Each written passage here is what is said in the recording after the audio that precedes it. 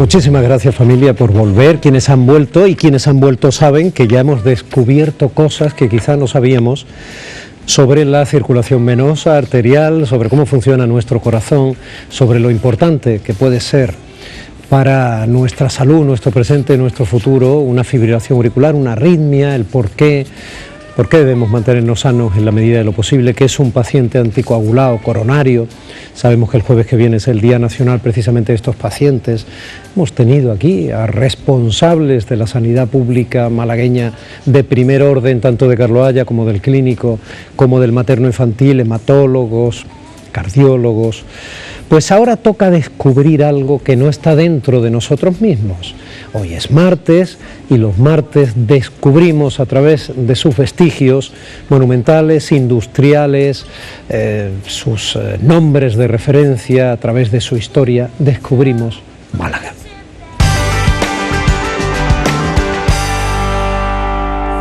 Gracias a que entre nosotros está el profesor Francisco Rodríguez May. Hola, Paco. Hola, ¿qué tal? Nos vamos a Campanilla. A Campanilla. Campanilla en Málaga. La carretera de Campanilla, muy próxima a Málaga, pero allí está, porque... Muy bien, porque allí está el ingenio del Tarajal. Efectivamente. Que suena así casi cervantino, pero en Así realidad es. eso se construyó a principios del siglo XX, bueno, en 1930 por ahí, ¿no? Exactamente, además está en la fecha allí para recordárnoslo, la carretera de Campanilla, a la altura de la ampliación del campo universitario. Es un perfil inconfundible, todos los malagueños sabemos cómo es por fuera la fábrica de azúcar del Tarajal, pero probablemente muy poco lo van a conocer cómo era por dentro. Hoy la vamos a visitar. Porque el azúcar se fabrica. Claro, es un producto, consecuencia de la... bueno, en realidad el azúcar es la sacarosa cristalizada, y la sacarosa es un producto que se encuentra en infinidad de plantas en su estado natural. Lo que ocurre, eso sí es cierto, en mayor proporción en algunas plantas, como es la caña de azúcar, o la remolacha, como es la remolacha, claro, efectivamente. Claro. Se trata de sintetizarla, cristalizarla, que es el producto tal como nosotros lo consumimos. Y luego refinarla más o menos, eso ya en función de... Bueno, así es. Muy bien, ¿cuál es la relevancia de esa fábrica de azúcar del Tarajal? ¿Por qué la traemos hoy aquí? Sobre todo porque es un edificio que cuando se conoce por dentro es impresionante, y porque hay que recordar que está vacío, sin uso ninguno, en una zona muy cercana a la ciudad, y desde hace mucho tiempo pues muchos sectores de ciudadanos están reivindicando que se le dé una utilidad, que se rehabilite para la función que sea, pero que evidentemente porque tal como está ahora, merece la pena. Y porque de lo contrario sabemos lo que va a pasar, se va a perder. Que al final se pierde, efectivamente. Bueno, pues para hacerle su historia y conocerlo mejor hemos traído una serie de imágenes. De la primera que hemos traído, fíjate, es muy curiosa. En realidad yo la traigo para que nos fijemos en la mitad superior, pero en la mitad inferior nos encontramos con la carretera de Cádiz, en primer plano la fábrica de Colema, en segundo plano... Bueno, la fábrica de Colema, las nuevas generaciones no saben lo que es. Colema es la central lechera malagueña. Lechera malagueña. Cooperativa, efectivamente, sí. Yo cuando estaba en el cole nos llevaban a ver la fábrica de la Colema, de la leche. Y mucho hemos desayunado, hemos merendado con esos productos, sí, los batidos. Nos llevaban también a la fábrica de Coca-Cola. Ahí sí que he estado, sí. Sí, nos llevaban a más. Pero bueno. Una buena costumbre, en definitiva. Bueno, pues fíjate, lo que aparece en la segunda mitad, en la mitad superior de la fotografía, podemos reconocer el río Guadalhorce y todo ese verdor que está a su alrededor. Todo eso son plantaciones de caña de azúcar, algo que es historia reciente de Málaga, pero una historia ya perdida. Porque esas plantaciones ya no están. Ya no están, porque la última fábrica que tuvimos en Málaga, que es precisamente esa que vemos, cerró en 1994, y la última fábrica de azúcar, Granadina, cerró en el año 2007, lo cual quiere decir que es una plantación que al menos en su opción industrial ha desaparecido por completo. Así que lo que vamos a ver es historia. ¿Esta era también de los Larios? No, esta fue de las únicas que no fue de los Larios. Es un poquitín peculiar porque surgió en los años que tú has mencionado, década de los años 30, en una época en la que se encontraba ya en declive la fábrica de azúcar de caña, porque tenía un gran competidor el azúcar de remolacha. Bien, pues esta fábrica es la única que tuvimos que estaba adaptada a su doble función, azúcar de caña y azúcar de remolacha. Ah, curioso. Y precisamente para sortear esa crisis industrial fue por lo que se promovió en el año 1930 con una serie de inversores y una serie de agricultores que a cambio de acciones se comprometían cada año a entregar 10.000 toneladas bien de caña o bien de azúcar para su transformación. Aspiraba sobre todo pues, a los agricultores del entorno más cercano, sobre todo cerca del río Guadalhorce. Algunos se podría preguntar, bueno, ¿y por qué esa peculiaridad? Y si la caña de azúcar, bueno, hay que recordar que la caña de azúcar solo se puede producir, solo se puede cultivar en el sur de la península ibérica, porque una helada es letal para esta planta, es un producto subtropical al fin y al cabo. Aquí tenemos un buen clima, pero la sequedad había que... Y tenemos un buen clima a nivel del mar, porque tampoco se puede plantar caña en las zonas altas. Solo de había Málaga. caña de azúcar en la zona litoral y que estuviese bien irrigada, como era el caso de esta del Guadalhorce.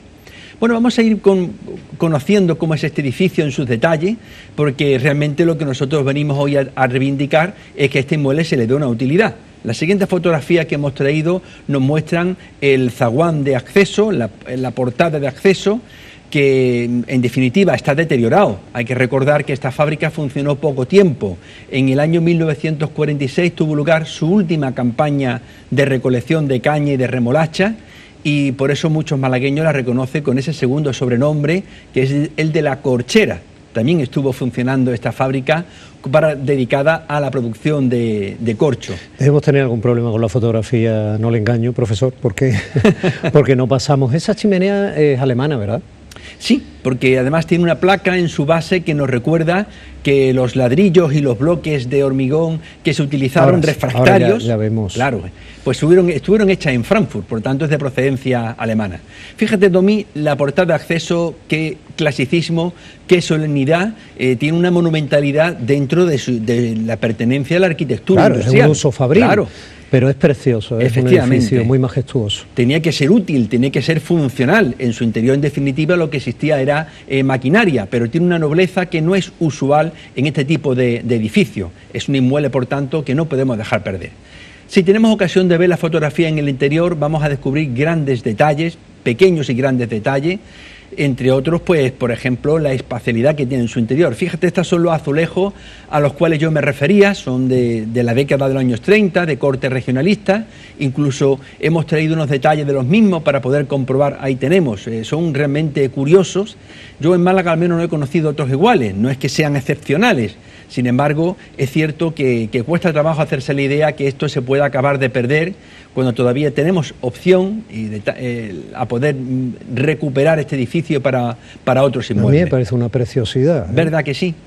Un colorido, una nitidez. Y es verdad que resulta curioso que una fábrica, pues hombre, cuando lo que era la mentalidad de la época, ¿no? Que una fábrica pudiera tener esa solemnidad, bueno, y ese cuidado y ese mimo, ¿no? Incluso ese adorno, ¿no?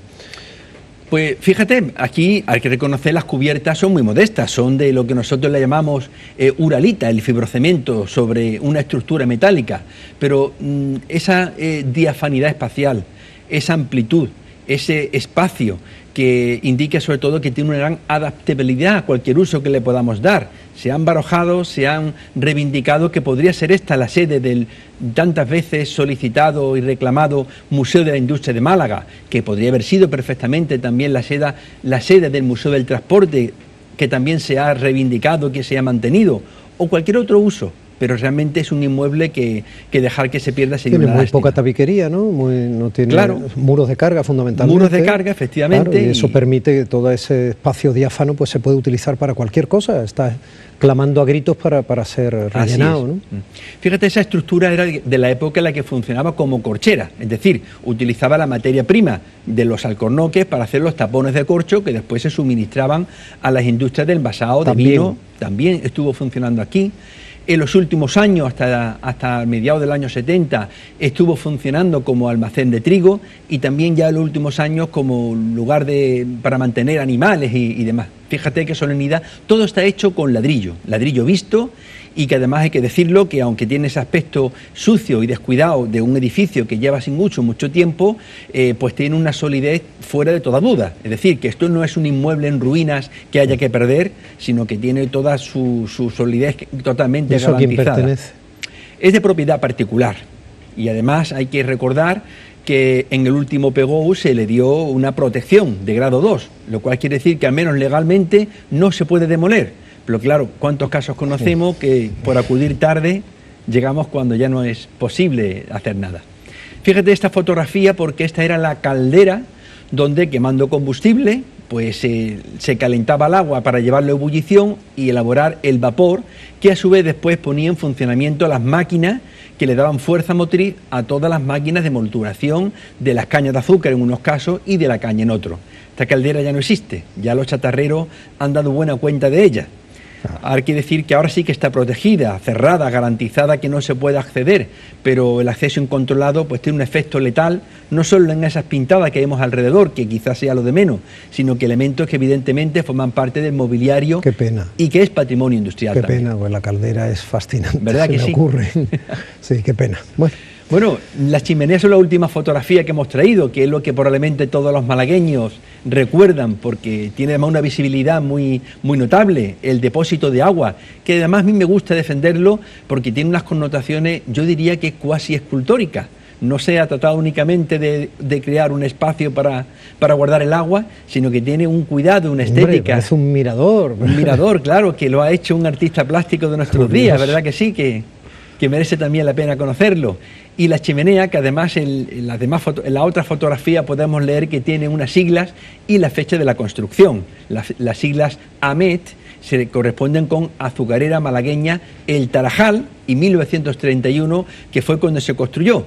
Aunque hay que recordar, el nombre oficial de esta fábrica era Fábrica de Azúcar Nuestra Señora de la Victoria, un nombre en definitiva muy malagueño. Muy bien, como todo lo que usted nos trae, profesor, como su vocación, además de defender nuestro pasado valioso, no cualquier huella más o menos intrascendente. ¿Semana que viene más? La semana que viene más. Pues muchísimas gracias, profesor, de verdad, se lo agradezco.